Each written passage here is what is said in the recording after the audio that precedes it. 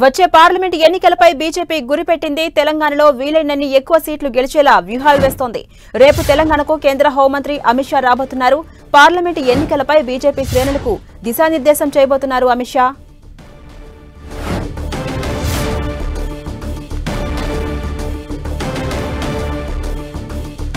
వచ్చే పార్లమెంట్ ఎన్నికలపై బీజేపీ గురిపెట్టింది.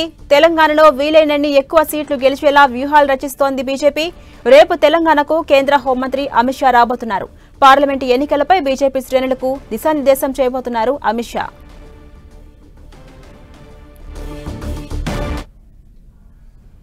ఇక ఇదే అంశంపై మరింత సమాచారం మా ప్రతినిధి అజయ్ అందిస్తారు. అజయ్, రేపు ఎన్ని గంటలకు అమిత్ షా హైదరాబాద్ కు చేరుకోబోతున్నారు? డీటెయిల్స్ ఏంటి?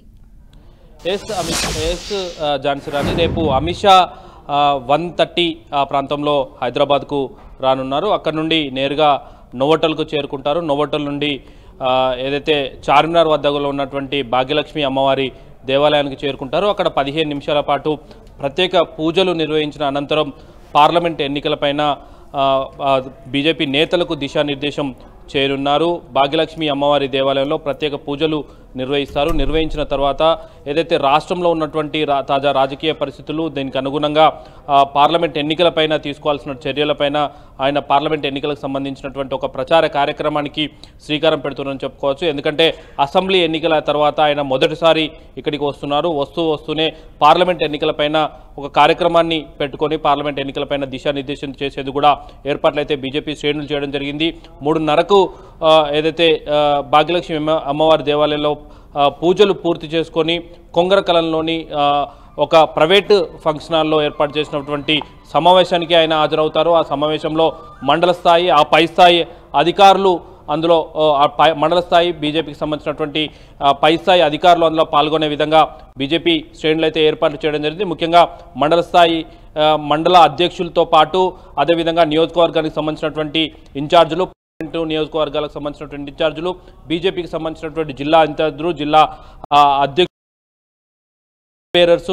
అదేవిధంగా ఏదైతే ఇప్పటికే ఎవరైతే బీజేపీకి సంబంధించినటువంటి పార్లమెంట్లో ప్రభారీలు ఎవరైతే ఉన్నారో వాళ్ళతో పాటు బీజేపీకి సంబంధించినటువంటి రాష్ట్రానికి సంబంధించినటువంటి పదాధికారులు, అదేవిధంగా ఇన్ఛార్జీలందరూ కూడా అందులో పాల్గొనే విధంగా ఏర్పాట్లు చేయడం జరిగింది. దాదాపు 1200 నుండి 1500 మంది బీజేపీ శ్రేణులు అక్కడ పాల్గొంటారంటూ కూడా ఇటీవల కిషన్ రెడ్డి స్పష్టం చేసినటువంటి సందర్భం అయితే కనబడుతుంది. దీనికి ముఖ్య అతిథులుగా అమిత్ షా, అదేవిధంగా బీజేపీ రాష్ట్ర వ్యవహారాల ఇన్ఛార్జ్ తరుణ్ చుగ్, అదేవిధంగా సునీల్ బన్సాల్ లాంటి నేతలు కూడా హాజరయ్యే విధంగా ఏర్పాటు చేయడం జరిగింది. అయితే పార్లమెంట్ ఎన్నికలకు సంబంధించినటువంటి దిశానిర్దేశంలో ఇటీవల బీజేపీ ఏదైతే జాతీయ పార్టీ కార్యాలయంలో ఏర్పాటు చేసినటువంటి ఒక కార్యక్రమంలో నరేంద్ర మోదీ బీజేపీ శ్రేణులకు 32 అంశాలపైన ఒక దిశానిర్దేశాన్ని చేయడం జరిగింది. ఏ విధంగా ఓటర్ల వద్దకు వెళ్లాల్సిన అవసరం ఉంది, ప్రజలను తమ వైపు ఓటు బ్యాంకుగా ఎలా మలుచుకోవాల్సిన అవసరం ఉంది, ఇప్పటివరకు 10 ఏళ్లలో బీజేపీ దేశానికి ఏం చేసింది, దానివల్ల ప్రజలకు ఉపయోగపడినటువంటి ప్రయోజనాలు ఏంటి అనే అంశాలపైన ప్రజల్లోకి తీసుకెళ్లేందుకు వికసిత్ భారత్ కార్యక్రమాన్ని ఇప్పటికే ప్రభుత్వ పరంగా లాంచ్ చేయడం జరిగింది. దాన్ని పార్టీ పరంగా నిర్వహించాల్సినటువంటి కార్యక్రమాలపైన కూడా ఆయన వివరించే అవకాశం ఉంటుంది అమిత్ షా. అదేవిధంగా ఏదైతే జనవరి 22న రామమందిర నిర్మాణానికి సంబంధించినటువంటి కంప్లీట్ చేసుకొని ప్రజలకు అందుబాటులోకి తీసుకురానున్నారు. అదేవిధంగా అక్కడ రాముని గుడికి ప్రాణప్రతిష్ఠ చేసేందుకు కూడా ఏర్పాటు చేస్తున్నారు. 22 తర్వాత చేపట్టాల్సినటువంటి కార్యక్రమాలు ప్రతి పార్లమెంట్ నుండి ట్రైన్స్ పెట్టి ఇప్పటికే బీజేపీ ఏదైతే ప్రజలను అయోధ్యకు తీసుకువెళ్లాల్సినటువంటి కార్యక్రమాలు ఏవైతే ఉన్నాయో వాటిని కోఆర్డినేట్ చేసే విధంగా ఏర్పాట్లు చేయడం, ఇప్పటికే దానికి సంబంధించినటువంటి విహెచ్పి ఒక కార్యక్రమాన్ని తీసుకోవడం జరిగింది. ప్రతి పార్లమెంట్ నుండి 1000 నుండి 2000 మంది పబ్లిక్ను రామమందిరానికి తీసుకెళ్లే విధంగా ఏర్పాటు చేయడం జరిగింది. వాటి మధ్యలో ఇటు పార్టీ పరంగా చేయాల్సినటువంటి కార్యక్రమాలపైన కూడా ఒక దిశానిర్దేశాన్ని ఆయన చేయనున్నట్టుగా తెలుస్తుంది. అయితే ఏదైతే కొంగరకలంలో సమావేశం ముగిసిన అనంతరం బీజేపీ శ్రేణులతోటి మరొక 2 సమావేశాలు ప్రత్యేకంగా ఏర్పాటు చేయడం జరిగింది. అయితే నోవోటల్లో ఈ సమావేశాలు ఏర్పాటు చేయడం జరిగింది. ఇందులో చూసుకున్నట్లయితే బీజేపీకి సంబంధించినటువంటి మొదటి సమావేశంలో కోర్ కమిటీ మీటింగ్ జరుగుతుంది. కోర్ కమిటీలో ఉన్నటువంటి ముఖ్య నేతలతోటి ఆయన భేటీ అయ్యి ఈ సమావేశానికి సంబంధించినటువంటి పరిస్థితులు, అదేవిధంగా వాటిని ఎగ్జిక్యూట్ చేయాల్సిన అంశాలపైన వివరించడం జరుగుతుంది. ఆ తర్వాత రెండో సమావేశంలో బీజేపీకి సంబంధించినటువంటి ముఖ్య నేతలతోటి కూడా సమావేశం అవుతారన్న అంశాన్ని అయితే బీజేపీ శ్రేణులు అయితే కొంతమేరకు అయితే చెప్తున్నటువంటి సందర్భం కనబడుతుంది.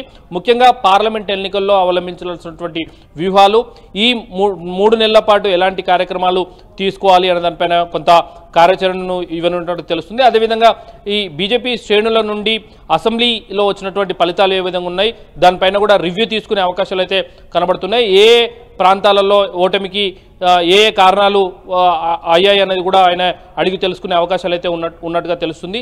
అయితే అసెంబ్లీలో వచ్చినటువంటి ఫలితాలను పట్టించుకోకుండా ఇక్కడ ఉన్నటువంటి ఏవైతే నెగిటివ్స్ ఏవైతే ఉన్నాయో పాజిటివ్స్ ఏవైతే వాటన్నిటిని సమన్వయపరుచుకుంటూ పార్లమెంట్ ఎన్నికలకు సిద్ధం కావాలన్న ఒక దిశానిర్దేశాన్ని అయితే ఆయన చేరున్నారు. బలంగా కేంద్ర ప్రభుత్వం తీసుకున్నటువంటి కార్యక్రమాలను ప్రజల్లోకి తీసుకెళ్లడం, అదేవిధంగా ఇక్కడ గత బీఆర్ఎస్ ప్రభుత్వం చేసినటువంటి వైఫల్యాలు, అదేవిధంగా కాంగ్రెస్ అధికారంలో రావడం వల్ల ప్రజలకు ఎలాంటి నష్టాలు జరుగుతాయన్న విషయాన్ని ప్రజల్లోకి వేగంగా తీసుకెళ్లడం, వీటిని ఏ విధంగా తీసుకెళ్లాల అంశాలపైన అయితే రేపు అమిత్ షా బీజేపీ శ్రేణులకైతే దిశానిర్దేశం చేసే అవకాశం అయితే కనబడుతుంది. మధ్యాహ్నం 1:30కు వచ్చినటువంటి అమిత్ షా దాదాపు 6:30 వరకు కూడా ఇక్కడనే గడపనున్నారు. ప్రత్యేక విమానంలో ఆయన మళ్ళీ తిరిగి ఢిల్లీకి వెళ్ళనున్నారు 6:30 తర్వాత. Right, thank you Ajay.